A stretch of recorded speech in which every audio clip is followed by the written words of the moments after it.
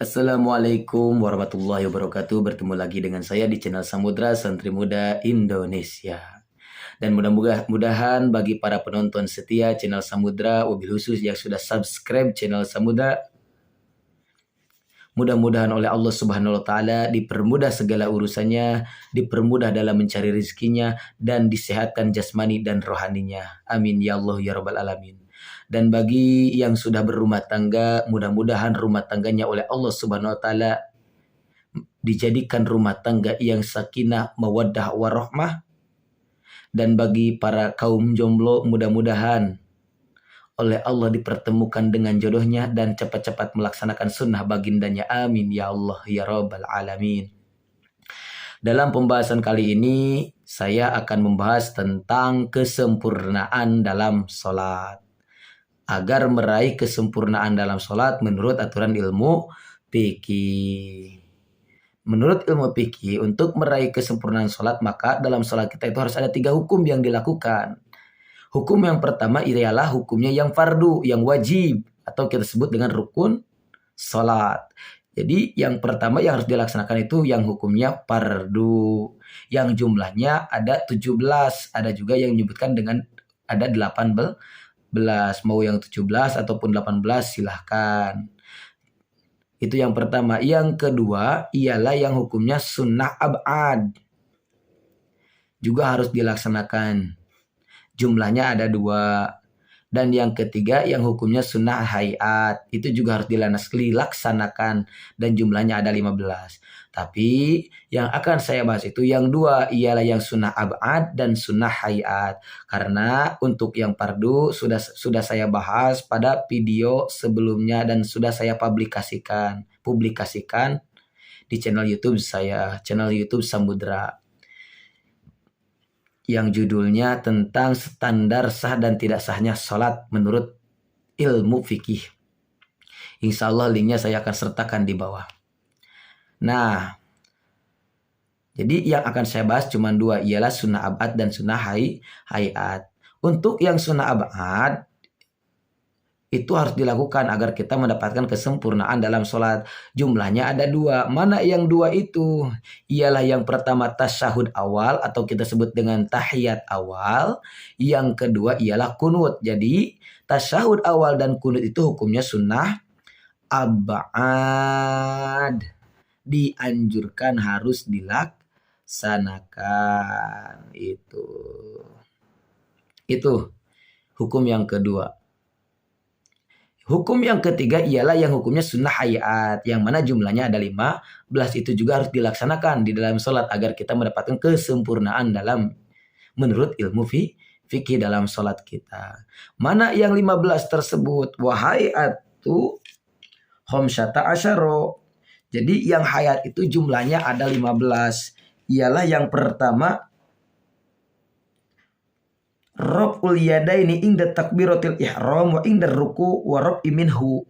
Jadi yang pertama itu mengangkatkan kedua tangan tatkala kita mengucapkan takbiratul ihram. Jadi di saat mengucapkan Allahu Akbar, tangan disunahkan diangkatkan.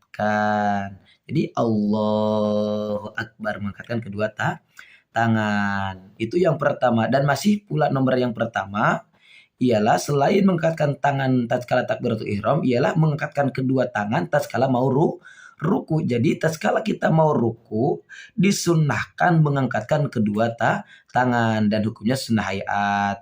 Dan masih nomor yang pertama pula ialah mengangkatkan kedua tangan tatkala kita berdiri dari ruku atau kita sebut melaksanakan i'tidal. Jadi disunnahkan mengangkatkan kedua tangan. Itu yang pertama. Yang kedua ialah wawadul yamini ala shimal, menyimpan tangan kanan di atas tangan yang kiri.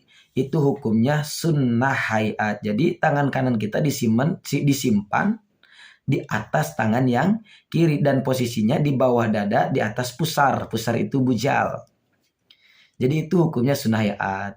Untuk nomor yang ketiga ialah watawajuh, mengucapkan doa tawajuh. Doa tawajuh itu Allahu akbar kabira walhamdulillahi katsira wa subhanallahi bukratan wa asila.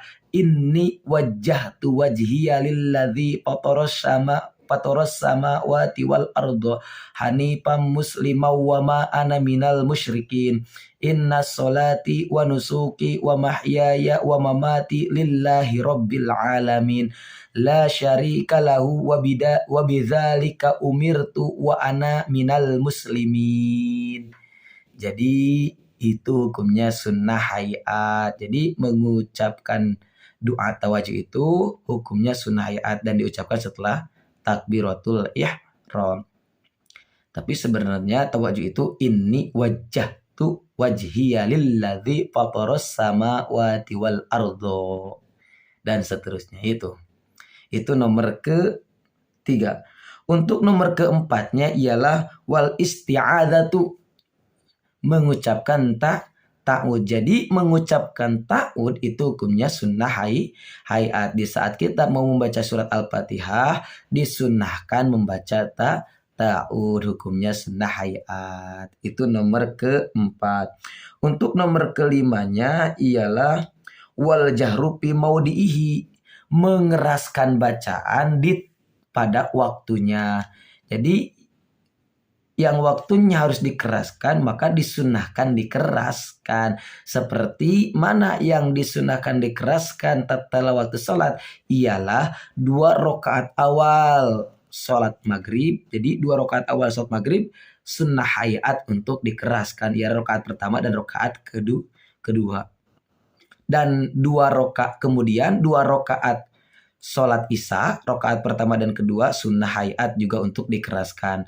Dan yang ketiga ialah sholat subuh, itu juga sunnah hayat dikeraskan.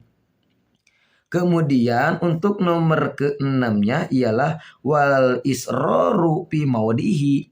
Jadi melaunkan suara pada tempatnya. Mana saja yang harus dipelankan. Yang harus dipelankan pada tempatnya ialah 1 rakaat terakhir sholat maghrib. Jadi rakaat ketiga sholat maghrib itu sunnah hayat dipelankan suaranya. Kemudian 2 rakaat terakhir sholat isya itu juga sunnah hayat dipelankan, rakaat ketiga dan keempat sholat isya. Kemudian 4 rakaat sholat duhur itu semuanya sunnah hayat dipelankan. Dan 4 rakaat sholat asyar itu juga sunnah hayat dipelankan. Jadi sunnah hayat hukumnya memelankan suaranya atau melaunkan, memelankan. Itulah intinya. Kemudian untuk nomor ketujuhnya wa ta'minu, membaca amin, mengucapkan amin. Jadi setelah membaca surat Al-Fatihah waladdallin amin itu hukumnya sunnah hayat. Jadi mengucapkan amin itu hukumnya sunnah hayat. Kemudian untuk nomor ke-8-nya ialah wa qiraatus surati ba'dal fatihati. Jadi membaca surat setelah surat Al-Fatihah itu hukumnya sunnah hayat, seperti membaca surat Al-Ikhlas, membaca surat Al-Baqarah, membaca surat Ar-Rahman, membaca surat Yasin, dan surat-surat lain selain surat Al-Fatihah itu hukumnya sunnah hayat. Itu nomor ke-8. Untuk nomor ke-9-nya ialah wa takbiratu indal khafdi warrafi. Jadi mengucapkan takbir tatkala kita turun. Maksudnya apa? Turun dari berdiri, mau ruku disunahkan membaca takbir. Jadi tatkala mau ruku ucapkan Allahu Akbar, dan berdiri dari ruku disunahkan, itu hukumnya sunnah ya. Cuman untuk berdiri dari ruku itu bacaannya bida. Mana? Jadi itu termasuk ke dalam nomor ke-10. Nomor ke-10-nya ialah wa qaulu sami Allahu liman hamidah. Jadi mengucapkan sami Allahu liman hamidah. Tatkala kita mau itidal, sunnah sambil mengangkatkan kedua tangan, bibir mengucapkan sami Allahu liman hamidah. Rabbana walakal hamdu mil'us samawati wa mil'ul ardi wa mil'u ma syi'ta min syai'im ba'du. Itu hukumnya sunnah hayat. Kemudian nomor ke-11-nya itu nomor ke-10. Nomor ke-11-nya ialah watasbihu pirruku, membaca tasbih tatkala waktu ruku. Apa bacaan tasbih tatkala waktu ruku? Ialah tatkala kita ruku disunahkan membaca tasbih. Tasbihnya subhana rabbiyal azimi wa bihamdihi. Jadi subhana rabbiyal azimi wa bihamdihi. Itu hukumnya sunnah hayat. Jadi tatkala ruku disunahkan membaca tasbih.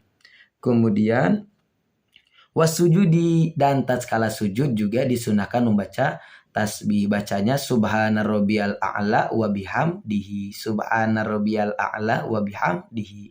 Itu juga hukumnya sunnah hayat membaca tasbihnya. Itu masih nomor ke-11. Nomor ke-12-nya wad'ul yadaini alal fakhdaini. Jadi pil julusi. Jadi nomor ke-12-nya ialah menyimpan kedua tangan di atas paha. Paha itu ping-ping. Jadi tatkala kita duduk, baik tahiyat awal ataupun tahiyat. Jadi tahiyat awal itu dianjurkan untuk menyimpan kedua tangan kita di atas paha kita. Sambil yabsutu al-yusra wa yakbidu al-yumna. Jadi sambil tatkala kita menyimpan kedua tangan kita di atas paha kita, untuk tangan yang kiri dibeberkan dan untuk tangan yang kanan dikepalkan. Illal masbahata, kecuali telunjuk. Jadi yang kiri dibeberkan, cara menyimpan di atas pahanya, yang kiri dibeberkan dan yang kanan dikepalkan kecuali telunjuk. Telunjuk itu ini curug namanya.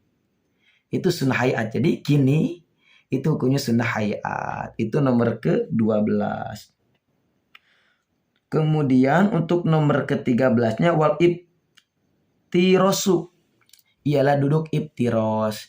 Duduk ibtiros itu ialah duduk tahiyat awal. Nanti saya sertakan gambar, contoh gambarnya karena sulit menyontohkannya. Karena ini pakai kamera HP gitu. Nantilah saya sertakan gambar di dalam video ini contoh duduk ibtiros. Kemudian fil jami'il jalasati, dalam semua duduk. Jadi dalam setiap duduk itu, duduk waktu sholat, disunahkan melakukan duduk ibtiros. Tasyahud awal atau duduk sebentar antara dua sujud, itu duduknya duduk ibtiros. Kemudian nomor ke-14-nya watawaruku fil jalisatil akhirati.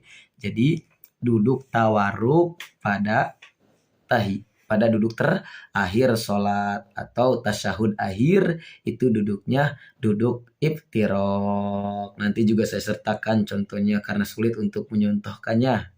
Seperti itu. Karena merekam sendiri, ngedit sendiri, dan serba sendiri, hidup pun sendiri. Jadi seperti itu. Untuk nomor terakhir ialah nomor yang ke-15. Wataslimatus saniyatu, ialah mengucapkan salam yang kedua, itu hukumnya sunnah hayat. Jadi assalamualaikum yang kedua itu hukumnya sunnah hayat, karena assalamualaikum yang pertama itu hukumnya wajib.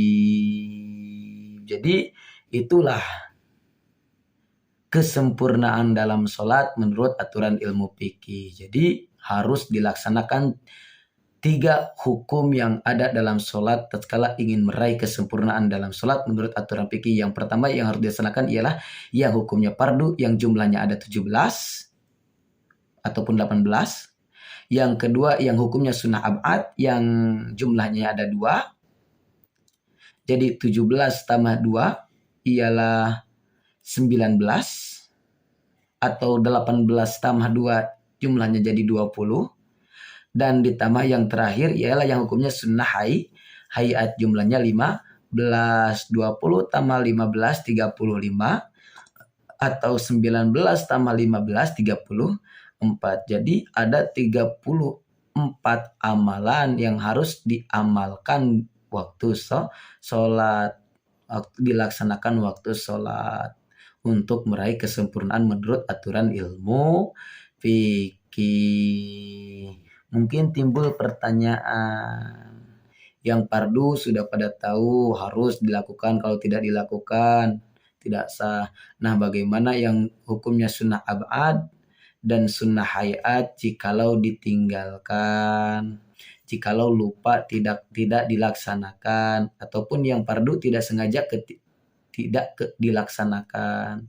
Maka untuk cara menyikapinya insya Allah saya akan membahasnya pada video selanjutnya tentang cara menyikapi yang ditinggalkan dalam sholat dalam rangka ketidaksengajaan. Untuk menyikapinya gimana kalau meninggalkan yang fardu, bagaimana cara menyikapi meninggalkan yang sunnah abad, dan bagaimana cara menyikapi meninggalkan yang hukumnya sunnah hayat. Insya Allah pada video selanjutnya akan saya bahas. Untuk hari ini video saat ini mungkin dicukupkan sekian, mudah-mudahan ada manfaatnya. Dan jikalau ada kesalahan mohon dimaafkan karena masih dalam tahap pembelajaran. Cukup sekian dari saya, Asep Saiful Malik. Wassalamualaikum warahmatullahi wabarakatuh.